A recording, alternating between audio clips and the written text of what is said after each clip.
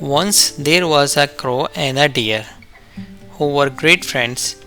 They used to stay together all the time and would eat the same food. The deer was very innocent and the crow guided him in all respect. The crow was intelligent and she could easily sense any impending danger. One day a fox saw them. The fox felt extremely greedy to see the deer. He started to plan so that it could go close to the deer and have a nice treat. However, the only impediment to the plan was the crow. The bird was always with the deer, which made it difficult for the fox to take the deer into complete confidence. One day, the fox came up to them and said, "I'm alone and want to be friends with you." The deer willingly accepted the friendship, but the crow was doubtful about the fox's intention. The fox used to come to the deer when the crow was not around. This made the crow suspicious. One day the crow came up to the deer and said, "I don't think that you should be friends with the fox.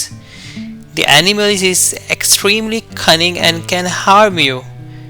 To this the deer replied, "You have the habit of suspecting everyone. Please don't be so rude." The fox seems fine. However, this led to a nasty argument between the crow and the deer. Both of them parted feeling bad about each other. This was the opportunity the fox was looking for. The next day he came to the deer and said, "There is a field in the eastern part of the forest. It is filled with lush green grasses. You can feed there to fill your appetite." He took the deer to the field. Unfortunately, some hunter approached the place and they caught the deer in a net.